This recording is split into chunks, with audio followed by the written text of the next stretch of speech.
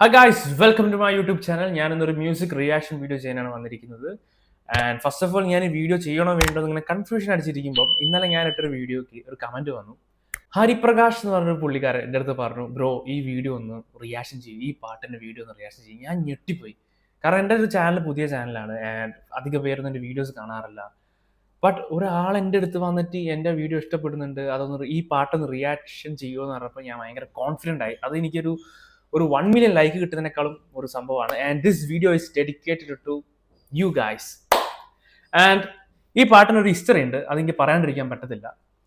ഞാൻ 10ാം ക്ലാസ് പഠിക്കുമ്പോഴാണ് പാട്ട് സൺ ടി വിയിൽ ആദ്യമായിട്ട് കേൾക്കുന്നത്. And this song was my favourite. But ആ ടൈമിലൊക്കെ മോസ്റ്റ് പീപ്പിൾ ലൈക്സ് മറ്റേ ചാൻസേ ഇല്ലേ ഇല്ലേ ചാൻസേ ഇല്ലേ നമ്മ ചെന്നൈ പോലെ വേറെ ഊരേ ഇല്ലേ, ഈ പാട്ടായിരുന്നു ആ ടൈമിൽ ഭയങ്കര വൈറലായത്.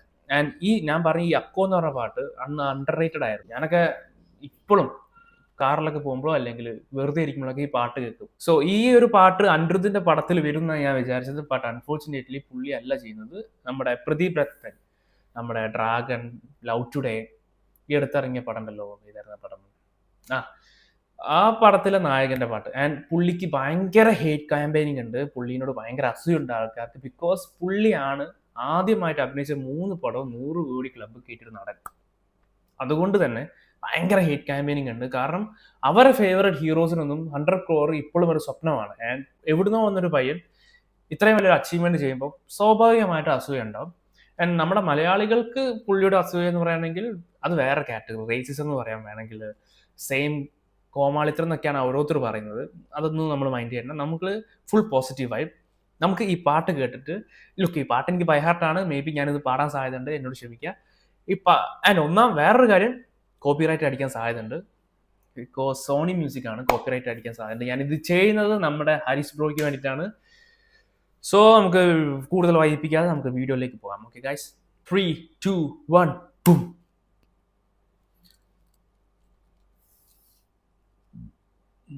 Love insurance.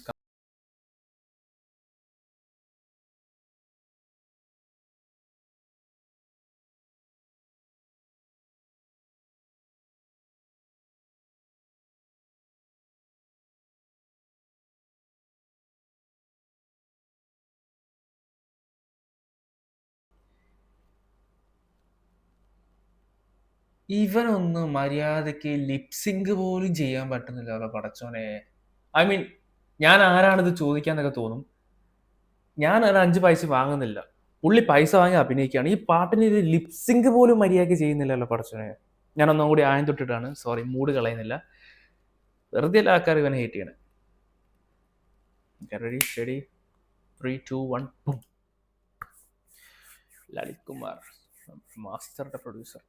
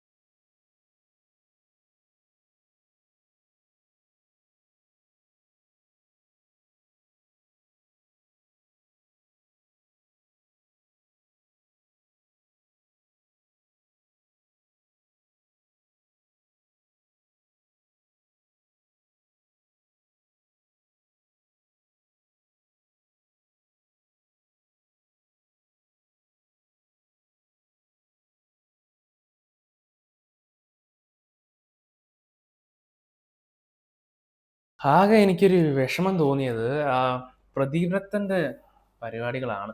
ബട്ട് സിനിമയിൽ അങ്ങനെയൊന്നും ആയിരിക്കില്ല.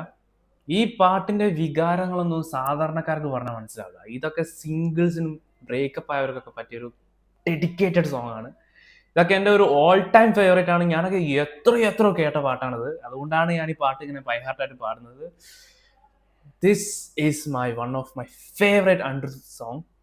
പുള്ളി പല റൊമാൻറ്റിക് സോങ് ഇറക്കിയിട്ടുണ്ടെങ്കിലും ഇതിൻ്റെ തട്ട് താന്നിരിക്കും. ആൻഡ് ലവ് ഇൻഷുറൻസ് കമ്പനീൻ്റെ പടത്തിൻ്റെ ഹൈപ്പ് തന്നെ കയറിയത് ഈ ഒരു ഒറ്റ പാട്ട് അനൗൺസ് ചെയ്തതിന് ശേഷമാണ്. ഈ പാട്ട് ഈ പടത്തിലുണ്ടെന്ന് പറഞ്ഞ ശേഷം ഈ പടത്തിൻ്റെ ഹൈപ്പ് അങ്ങോട്ട് കയറിയത്. അതുവരെ പടം മറ്റേ ഇതിനു മുമ്പ് ഒരു പാട്ട് ഇറങ്ങിയിട്ടുണ്ട്, അതൊരു കിടിലൻ പാട്ടാണ്. ബട്ട് ഈ പാട്ടിൻ്റെ ഫാൻസ് മതി ഇതൊരു 100 കോടി ക്ലബ്ബ് കയറാൻ. ഞാൻ വെറുതെ പറയല്ല. ഇത് കേരളത്തിൽ എത്ര ഫേമസ് ആണെന്ന് എനിക്കറിയില്ല. ബട്ട് തമിഴ്നാട്ടിലൊക്കെ പാട്ടിനുള്ള ഫാൻ ബേസ് വേറെ ലെവലാണ്. ഈവൻ ദോ കേരളത്തിലും കുറേ ചെക്കന്മാർക്ക് ഈ പാട്ടറിയാം. My bros, your kiddos. And എൻ്റെ വീഡിയോ ഞാനിവിടെ വൈഡപ്പ് ചെയ്യാണ്. സോ ഈ വീഡിയോ റിയാക്ഷൻ ചെയ്യാൻ പറഞ്ഞ ആ ബ്രോനെ ഞാൻ ഒന്നുകൂടി താങ്ക്സ് പറയാണ്. At least somebody care. ഓക്കെ, അടുത്ത വീഡിയോ കാണുന്നവരെ എല്ലാവർക്കും ബൈ.